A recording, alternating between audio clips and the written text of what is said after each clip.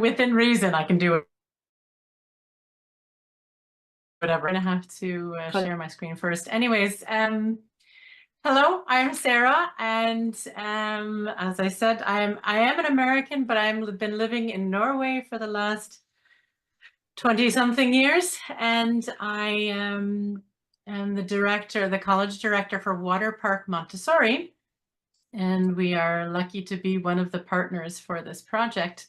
And I'll be joining for 2 of the methodologies, and today's is the SEDIN project that we had. I am joined today by Alexandra Sarosa, wave Alexandra, and my colleague who will join us in Florence is Christina. She had other arrangements already today, so she can't join us for this webinar, but you will be meeting her in Florence. So I'm very happy to be able to present the project today. I also have been kicked under the table by Alexandra to remember to speak slowly, because when I get enthusiastic, I start to speak very quickly. So I will do my best, but again, if there are any questions as we are going, please, put a question in the chat or stop me and ask for clarification, and I will oblige to the best of my ability. So I'm just going to start the project presentation. Here we go. This is the presentation that is in the shared resources, so you can look at it again if there's anything you are wondering about. But the SEDIN project began in 2018, and it was creative methods for social inclusion in multicultural schools. And we were a group of partners, and I won't go through all of them. You will probably be, there's action at the top there as the coordinator, and there are other partners that you're going to recognize in other, I won't spend a lot of time, but we were the partners for this project.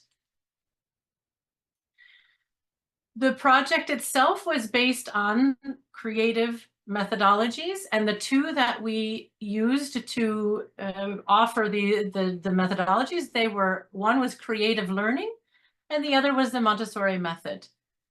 And creative learning is based on, as you can see, drama and now I've just lost the word in English, improvisation for learning.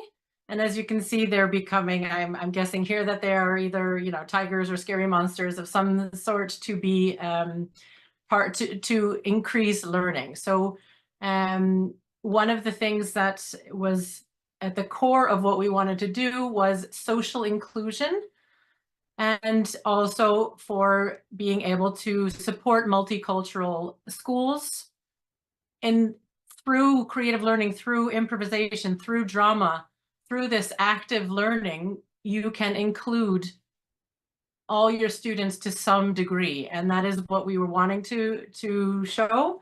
But also you can accommodate for different languages, you can include cultures in a variety of ways, and support with language. So in these creative methods, you are able to scaffold, we call it, for different learning challenges, whether it, for many reasons, that we have many different challenges that we are needing to work with in the classroom. So creative learning was one of the methodologies, and the other was the Montessori method. Widespread international methodology, and you can see a classroom. You see one classroom and you see them all. You can go around the world and the classrooms will look very similar, no matter which Montessori classroom you're in. We have many of the same materials and things that you will find around the world. And as we set off in this project, for me, it was very exciting to see how we could blend the Montessori method, which uses quite a bit of drama, with the creative learning method that is very focused on drama and activity in learning. So this was the foundation of this project. Again, the goals of the project were top of the list social inclusion. This was one of the very important things when we had, as I said, this started in 2018, and many countries were, well, struggling with the challenge of incorporating refugee and migrant and minority children into the classroom in a way that was inclusive, in a way that lifted everyone together and brought the group closer together for inclusion. So this was a big focus for our project. We also wanted to be able to help and accommodate for cooperation and collaboration in the classroom. And of course, if you're sitting at your own desk, looking forward at the teacher, or in small groups, then it's very hard to get a higher level of cooperation and collaboration. So with these methodologies, with these drama activities, for example, there's so much collaboration, and you have to work with each other to get these projects, or to be able to improvise together, or to express yourself creatively through, for example, through drama. And also it is a main principle in the Montessori classroom as well, where we don't have the typical desk setup structure. It is freely moving around, and there's a high level of cooperation and collaboration in the 6 to 12 years classroom, where the social and the moral focus of the group is one of the biggest things in focus for this age group. So this was already part of the methodology. So to be able to bring that into the SEDIN project was an important aspect as well. Improving the classroom environment. This, of course, I've already mentioned that if we can increase inclusion and we can give positive classroom and experiences, but also to create a safe and welcoming positive classroom environment, then we can improve student learning. And when they are in place and at home in the classroom, and they feel safe and a positive environment, that's when they can sort of sink their shoulders and begin to learn the classic knowledge learning. But before, if any child is struggling with inclusion or any emotional issues, their head's not in the right space to be able to take in what we call the traditional learning. So this obviously will increase the acquisition of knowledge when we have created a classroom space that children feel at home, they feel welcome, they feel that they are contributing, and not least that they are actively involved in their learning in a positive classroom environment. Then they're ready to be able to take in information in a better way. And also by using these activities with movement and alternate, a lot of focus on the hands-on experiences with learning, the mind takes in information better because we're experiencing it with our whole body. We become part of the learning experience instead of just having someone talk the information to us. We're actively being part of the experience, and therefore it sits longer, it sits in our memories longer. We take ownership of the learning in this way. So these were the 4 main goals. There were others, but these are the main ones, goals of the project. And by using these 2 methodologies, we were able to provide activities and guides for teachers of these ideas. Look forward to Florence, because it's going to be so much fun. This is a picture from all of us in Dublin in 2019, when we were doing a teacher training like we will be doing in Florence, although it was a slightly shorter training. We'll be there in Florence for a week, and it's lots of fun, and the enthusiasm from all of you who come, it's amazing. So I'm so looking forward to meeting everyone and to having a great week, an inspiring week of ideas and exchange of inspiration. This was in Lesbos at the final meeting. which I got snowed in for. So my colleague Nicole had to take my place. She was able to get out of the country. I was not. I think that's what happens when you live in one of the northern countries. Okay, so this is a little bit of a fuzzy picture, but I think it was really important to show teacher responses and how SEDIN project methodologies helped in the classroom from practitioners. So language barriers, valuing cultural diversity, pupil engagement, look at that 86% mentioned that it was increased pupil engagement, which is really important. The more safe they feel, the more engaged students will be, I think. Involving parents, pupil behavior, I found that one very interesting and right in line with my own research and observation in Montessori classrooms as well, that yes, there are children with behavior problems. That's never going to end. However, if you can captivate them with meaningful activity, that they have an inner motivation, they want to participate, then the behavior seems to not be as big of an issue because they are their mind's now focused on the task at hand.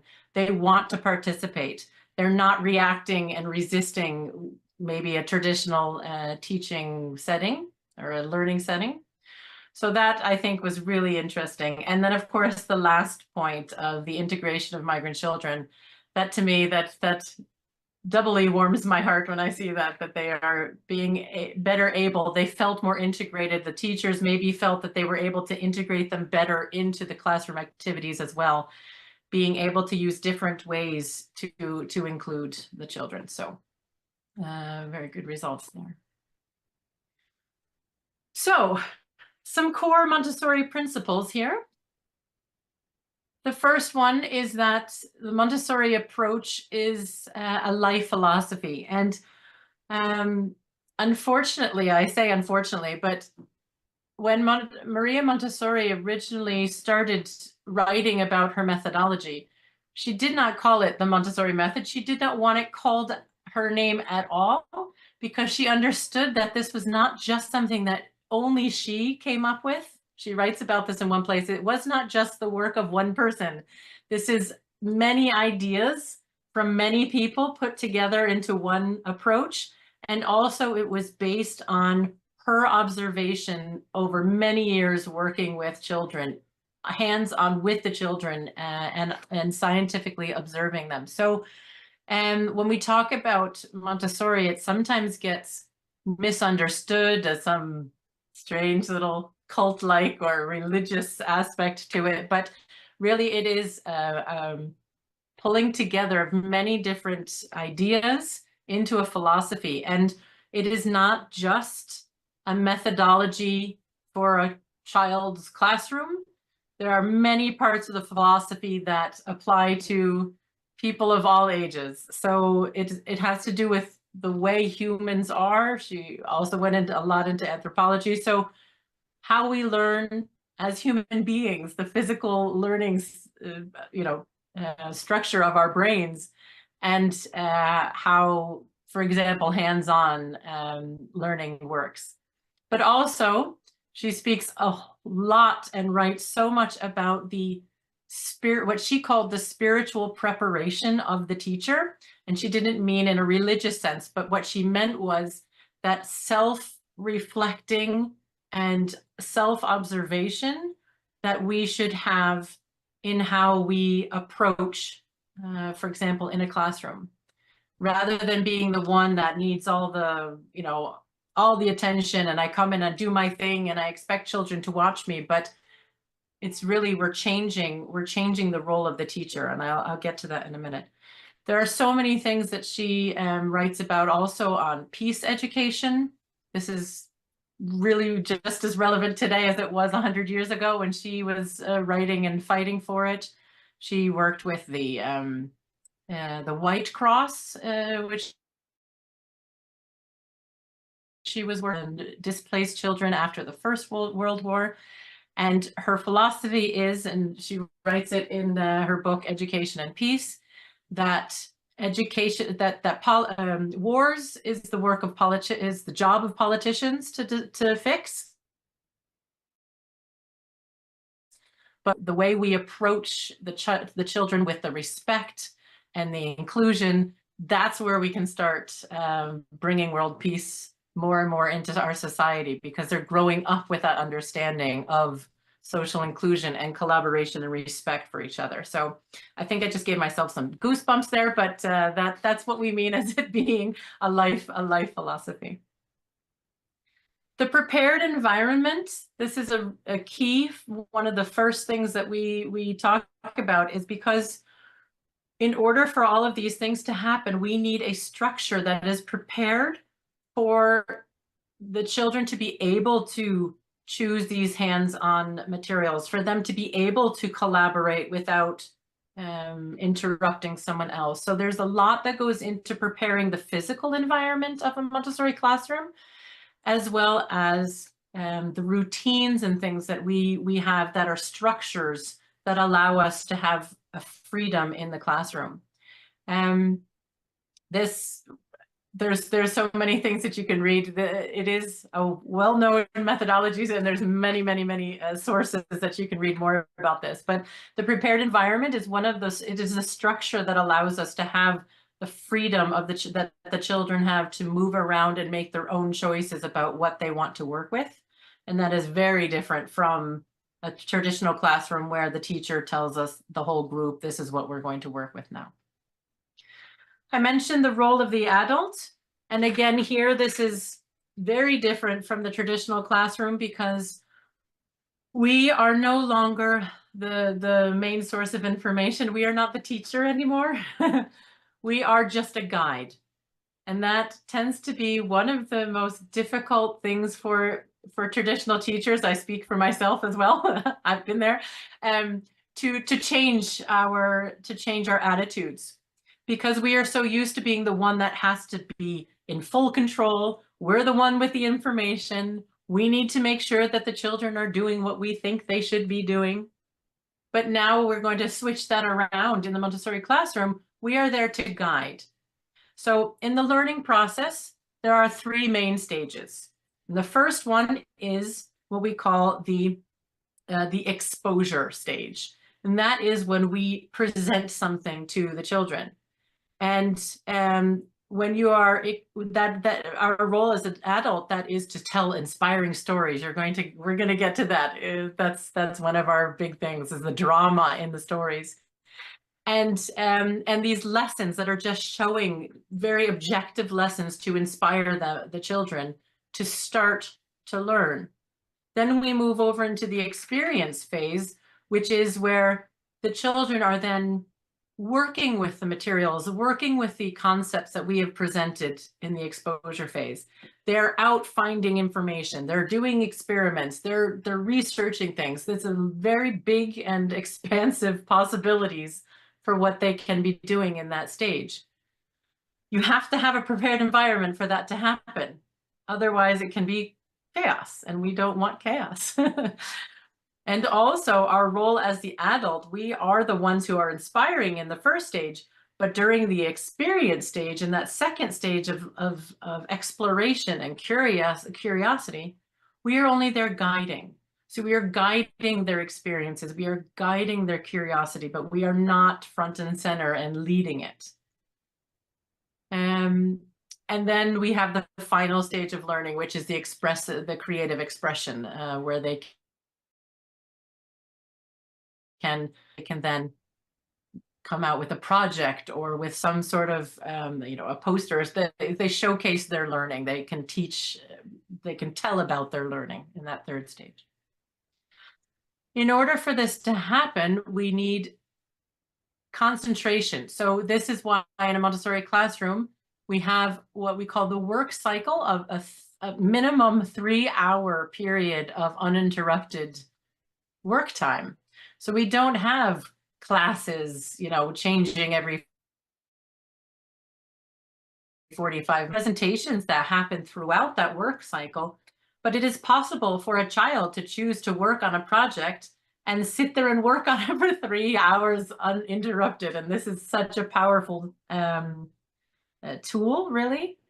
And I often ask adult learners as well, if we were doing a big project and we got interrupted every 40, 45 minutes to do something else, and we had to put away what we were working on, I don't think we would be very happy as adults.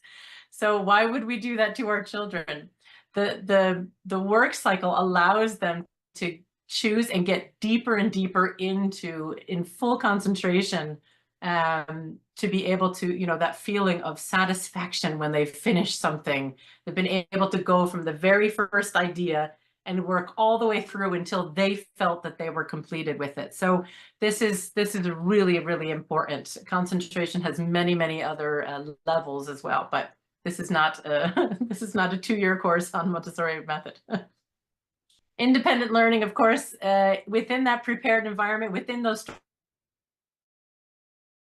structures, and work independently, whether it's in groups or on their own, and they are able to then choose what they want to work with and continue along certain paths. Of course, the adult is there, guiding, structuring, adding more lessons, scaffolding where it's needed, but we want the children to understand that my choice is valid, and now I want to be working on this. I'm going to focus on this area. Maybe I'm really interested in different leaf shapes, and I am allowed to work on that for a while, right? So I can choose these things.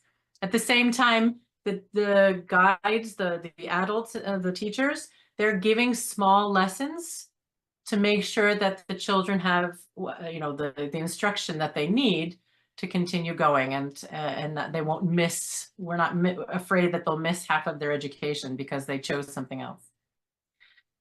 I also mentioned the social and moral development during this time, the 6 to 12-year age. Social and moral development is front of mind. They're developing the sense of right from. That's not fair, you know, everything is very fair, black and white. That's how the younger ones are beginning to develop it. But then as they get older, into the 9 to 12-year-olds, they're more developing the gray zones. You know, they see the nuance in right from wrong, and sometimes something can be right, other times it's wrong, and so on. But the group, the social group, is so important. So this one, I think, was really relevant for the SEDIN project when we were working with collaboration and group work and communication in the social group as well. Oops. Okay, so curiosity and wonder. This is something that we can do at all times, and both the drama, the creative learning, and the Montessori method have this, I think, at the core of what we're. The picture that you see here is a story that we tell at the beginning of every school year, from first grade and up to 7th grade. It's the story of the coming of the universe. And it's a really exciting story, and it's, you know, it's one of those inspiring stories, and you have to, you really have to know how to get that drama into these stories. And we're going to be doing several stories with you for the SEDIN project in Florence. So look forward to that if you've signed up for this one, for this methodology. What we want to inspire are these curiosity questions, these big questions that will nurture a curious mind and allow them to create their own understanding and build an understanding of the world around them. So when we tell these stories, there's a lot of information that we sort of hint at, but we don't give complete ideas or answers and just list facts. So we leave them wondering. We want them to start thinking, yeah, I wonder why, or how come it, you know? So the things that we're doing are nurturing that exposure that I talked about, that first stage of learning. It's to city questions and to start them wondering, because if they are sitting with a question, that triggers the inner motivation. They then want to go learn more. They want to go and find out things. Instead of me saying, today we're going to learn about fill in the blank, you know, stars. so what? I wasn't interested in stars, but I am interested in the orbit of the planets or whatever, right? So we want them to sit with questions and wonder about things that they can then continue on to look further into and to research. Interest, which means they will continue to be motivated to learn. And that is where that independent learning comes in here. So this is one of those wonderful dramatic stories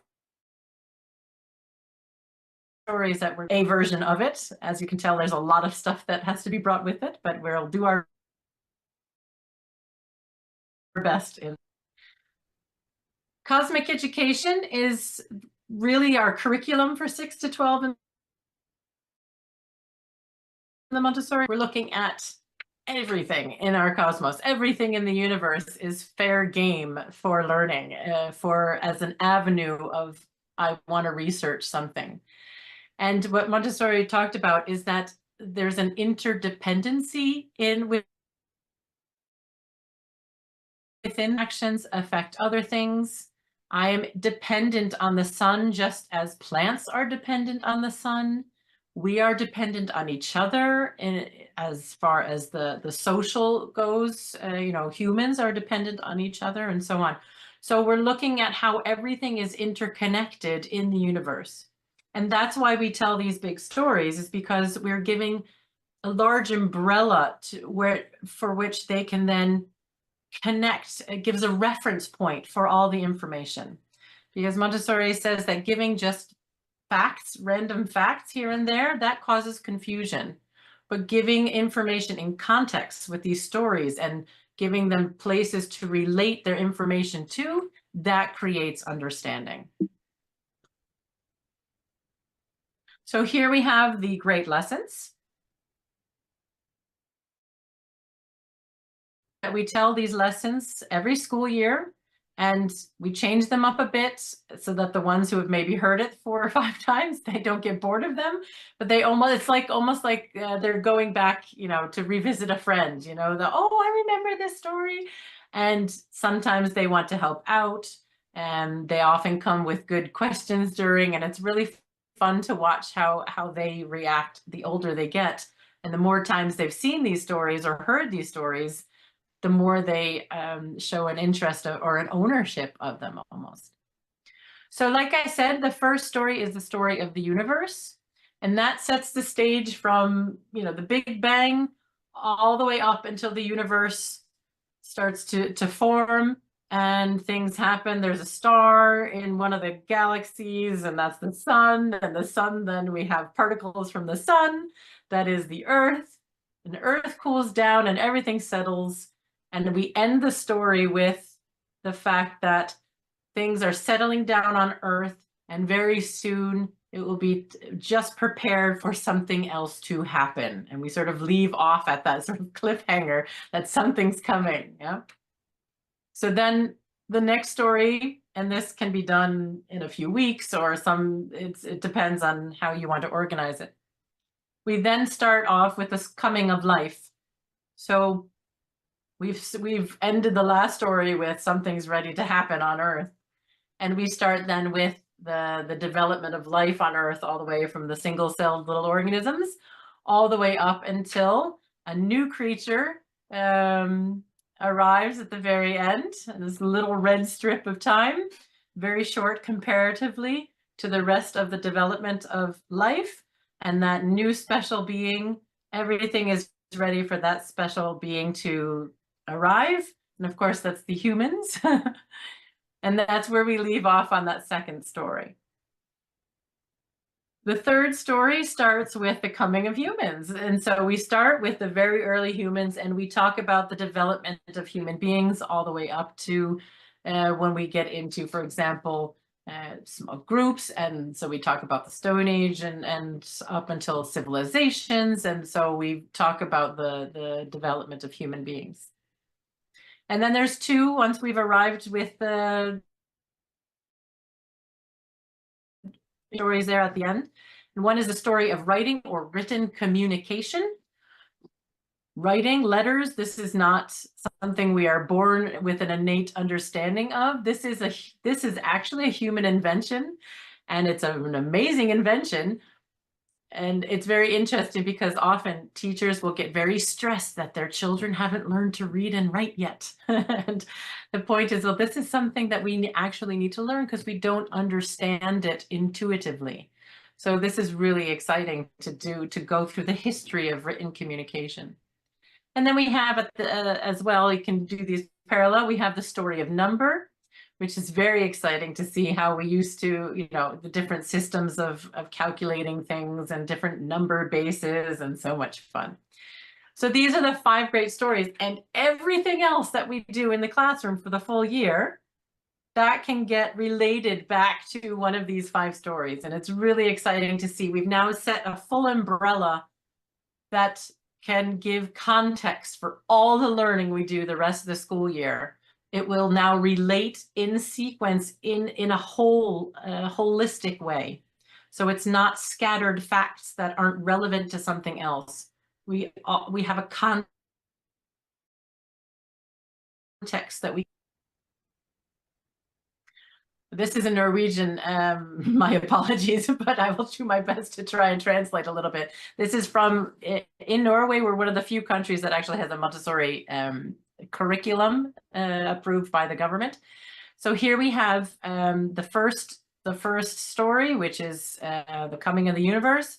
And this is all about the universe and the powers in the universe and the way, you know, solid, liquid, and gas, and all of the geology. And then out from there, we have the development of life. So everything within zoology and botany happens through here.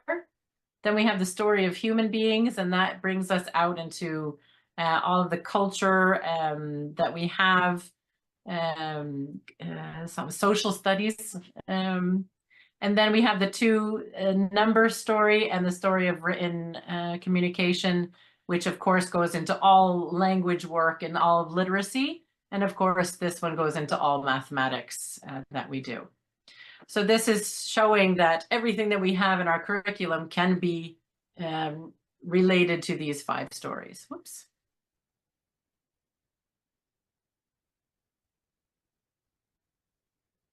I have to add this quotation, and I always add many, many, but this is one. It is not always easy to present the whole as it is to present a detail. Then it does not suffice for the teacher to limit herself to loving and understanding the child. She must first love and understand the universe.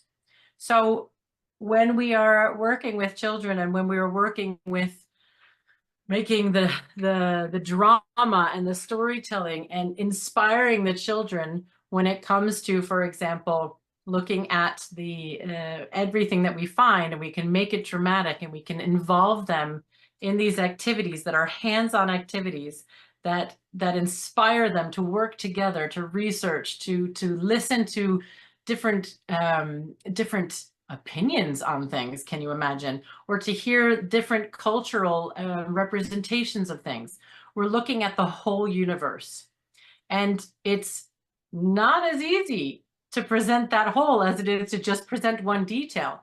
But when we first have a love and understanding of the universe, we are then able to present it further and to ignite that curiosity and that love of the universe in the children that we're working with.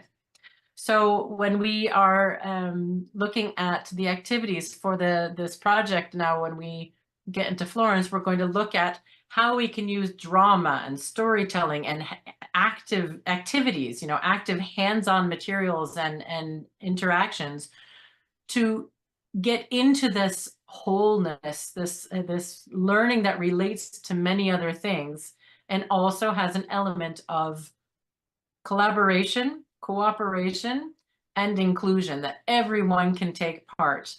And that's one of the beauties with drama. You can get, all children can have a role. And sometimes when we think about theater or putting on, you know, plays or performances, not everyone is, well, many of them want to have the main role, but not everyone wants to. But there are some who prefer that they want to, you know, to be a stagehand. They want to have a background role of things, but you're able to incorporate every child according to their strengths and their desire to be along in the project, but to their abilities, so that they don't feel that they are always left out or they can't participate because I don't speak the language well enough to have the main role, and so on. So there's many things that we can do for this inclusion to get everyone involved, to make sure that everyone is along in the learning process according to their interests and also on their level. I think that was the end of it. Was indeed. Okay. So let me just get my menu back here, and I'm going to stop sharing.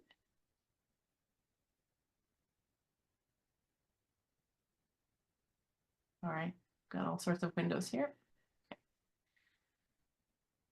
Are there any questions so far? I know that was a lot, and again, a 20-minute introduction into the Montessori and creative learning methods are it may be a little bit challenging to take in.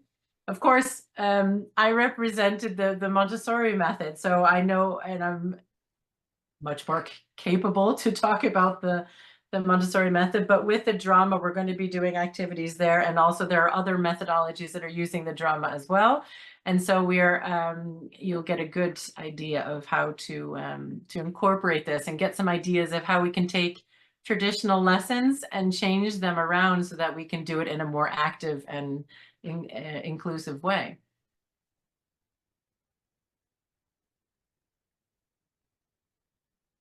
No questions? That's either a good sign or a bad sign. That either means that I was very clear or that everyone's just sitting there wondering what I'm talking about. I hope it's the first.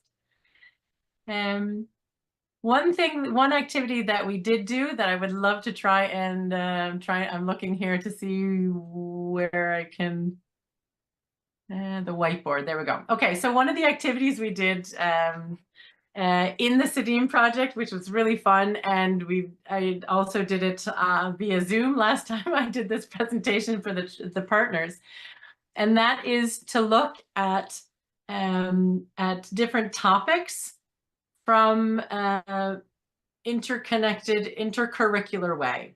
So when we're working in this holistic way, we don't want to just present a thing and look at it from one aspect or from one direction. We want to work on projects, and I'm sure all of us have heard about project-based learning or inquiry-based learning. And these are the things that we want to focus on, because through these projects, we're seeing how it relates to all the other topics, and we see how it relates to also our own reality. So oftentimes children will choose projects after they've had that curiosity question. They create a project, and there are ways to then, for us to scaffold, you know what I mean by scaffold, to build and help structure it so that with different aspects as well. So we can give a more well-rounded view of something. And in the, we have a saying that anything can be an inspiring project. Any topic, you name it, we'll find it. We can make it work, you know. And in the SEDIN training in Dublin, we did this with the topic of potato, because, well, we were in Ireland, so of course we're going to go with a potato. But then when we did it later, and some of the partners from Greece, for example, have done it with an apple, which I thought was brilliant. So I thought we could do that again today. And last time what I did, I will attempt to do the same today. I'm going to share the whiteboard. And let's hope this works. And let's see, use classic whiteboard. Yeah. Oops, there we go. Okay, so I'm going to go over here and grab this, and I'm going to write apple in the beginning. And then what we can do, and I'm wondering, does everyone, of course I can't see anyone now that I've shared this, but does everyone have access to the whiteboard? Can everyone jump in, and are you able to use it? Otherwise we'll just, everyone can turn, hey, I've got someone else in there, that's great. So if you want to, you can just use the drawing tool And so I'm going to write a nice, well, not a nice big circle, but okay, I put a circle around it. And let's start getting some topics coming out of here. So if everyone who can jumps in, you can, there's a text on the toolbar, there's a text and as well as a drawing. So you can just use the pen to draw. And then, for example, I'm going to come over here and I'm going to write technology, as that's front of mind for me at the moment. And I'm just going to check, I'm going to use my pen, I'm going to do this. And we're just going to make a big brain map of all the different topics that we can do. So for example, let's get here. I'm going to put science and I'm going to put history. Let's see, just grabbing my things here. And then anyone who, oh, we doubled over, that's great. We can put all the topics that we know are in the curricula because like, that's what we're, mathematics, which of course can come over here. Oh, I love some of these ideas that are coming, you know, shape for a circle instead of free drawing. Well done. All right, seasons, what happens to an apple tree? What else we have? Knowledge. Oh, like the apple of knowledge. That's good. Fruit, trees, colors, fertility, the references to religion, and for example, the Bible, we have the apple showing up a few times there. Mathematics, technology, gravity, of course. We've got wonderful Sir Newton. Whether that's real or not, we'll see. What else? What other kind of subject areas do we have? For example, literacy. And I think a lot of these ideas here have been connected to literacy as well. Let's see, mythology, great. There's loads of mythology with the apple, of course. Other topics, let's see, we've got how much geography in here?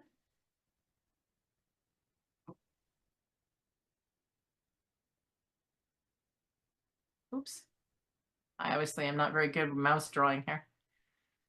Apples in different cultures, great. Oh, I see an Icelandic mythology about the apple. I'm gonna have to ask about that one later. This looks interesting. Let's see. Art, excellent. Food, of course.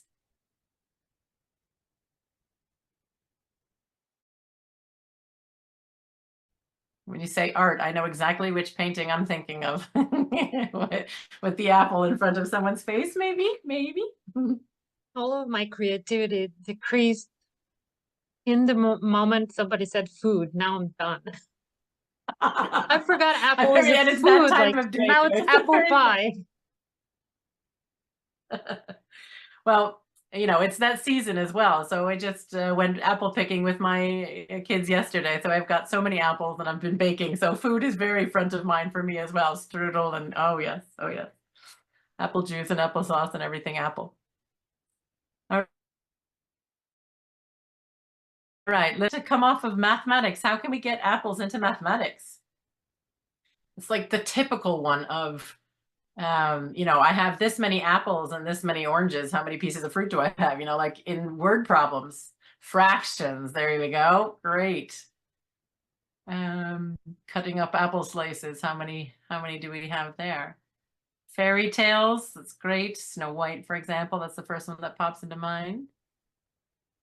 Stories with apples. Let's see. What else are we getting in there? How about other ideas for literacy? We've got algebra coming off there. Weight in mathematics, great. And when it comes to science, we have things like the classification, the varieties, species of apples. Did you know that apples are related to roses in the classification tree? They come straight out of the rose family, actually, and they're coming out. One for children to actually discover on their own when we're working with classification of plant kingdoms. No, it's probably Symmetry. not Oh, real chemistry, but they could be different state, like they could be in liquid or they could be in hard status, right? absolutely. And we have I'm not sure that we would have gaseous apples. No, I no, don't not know about that, but at least we do have liquid and solid. But what happens when an apple rots?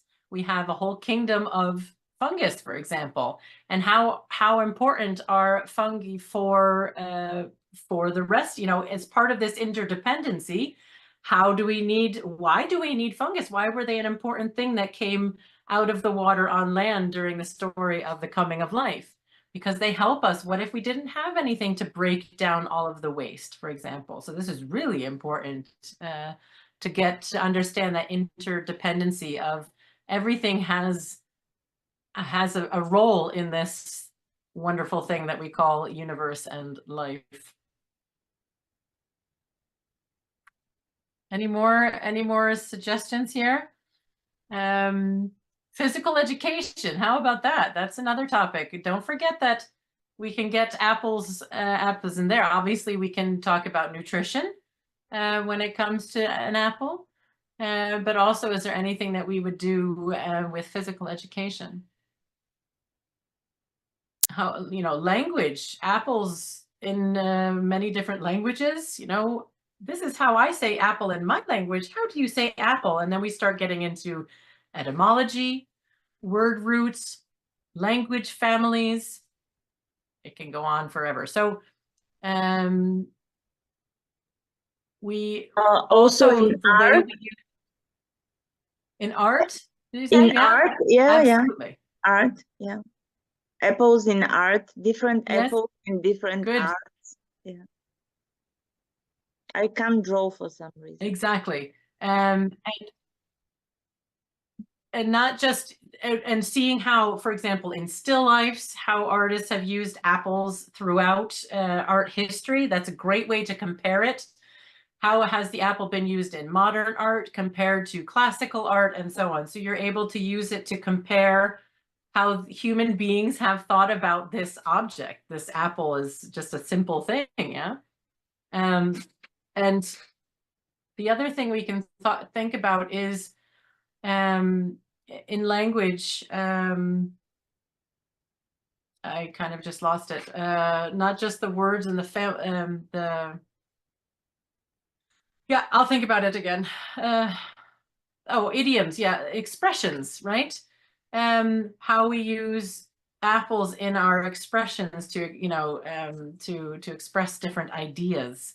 Doesn't necessarily mean we're hung up on apples, but that it does, you know, what does it mean to be the apple of someone's eye, for example? That's really interesting. I never really thought about that. Why would I be an apple in someone's eye? That's a very strange English expression. I'm going to have to go research that, right? And these are the things that we do with children to get them to think that, I don't know. I want to go find out. So now I have a question, and now I'm motivated to go learn more. I'm motivated to go find out things. So I think I'll close this window now, unless someone is dying to add more. We've got, actually, before we do that, I'm going to just take a quick screenshot, so I have that for later. All right. But what's really interesting then is that we can come back to something like this, and we can look at, you know, how can we do projects on it? What can I research? What do I want to find out more about? Often when we do something like this, or we have a story about the universe, there's so much within that we might have 20 children that we tell this story to, and there will be 20 different topics being researched, because something we wonder about when we hear the story. We might have just been doing something in our free time, so we relate to the story differently, or it triggers a memory or a question related to something we were just doing. So meeting the child where they are in their interest and allowing them to follow their inner curiosity is how we're going to inspire lifelong learning. It doesn't end when we leave school. We continue to want to find out. Just look at any adult who has a question. What's the first thing we do? We either Google it or we say, hey Siri. We use ways we go straight to find out the answer because we're curious beings. We want to know. We want to find out the answer. And we're not satisfied until we have learned something new. And this is exactly what we want to do. We want to inspire their desire to learn because we're all born with that desire to learn and find out and explore, but also how we can do it in creative ways. How can we use an activity around a fairy tale and we can act it out and become these different characters from the fairy tale? And how does that help us to learn a new area that maybe the moral of this fairy tale, for example, or how can we bring that in and compare it to the way we think today and so on. So everything is connected in a very interesting and inspiring way. And if we can get that spark, then we're able to really win the trust of our students as well. If I can inspire you and I can get you excited about learning, then the next time I have a lesson, for example, it's less likely that they say, oh, I don't want to go, I'm bored, I don't want to. They're like, oh, wow, what's Sarah going to tell me next? You know, so you really can inspire that curiosity and that excitement about learning compared to the I hate school, which I hope no one ever has to hear because of the way that we're presenting things and also including the children in their learning. I could go on forever, but I don't want to just be rambling. So if there's any questions or any comments or ideas, you can shoot them into the chat here. And we can take some questions. But again, when we get to Florence, I will have a gigantic suitcase along with me full of all sorts of fun stuff. So we're going to be playing a whole lot. You're going to forget that you're learning about parts of a cell because we're going to become the parts of the cell, or we're going to have a fun being planets, dancing the dance of the planets and so on. So we're going to be actively involved in learning. Afterwards, you might realize, oh, wow, I learned something today, but it's going to feel like you're playing, and the social interaction with the group, the way you're having fun, the way we can include everyone in these activities, that's really the key learning experience that we want to give from the SEDIN project, is the way we can use these creative methods as tools for social inclusion and for improved learning because we are enjoying it and it appeals to our inner motivation and our inner desire to learn more.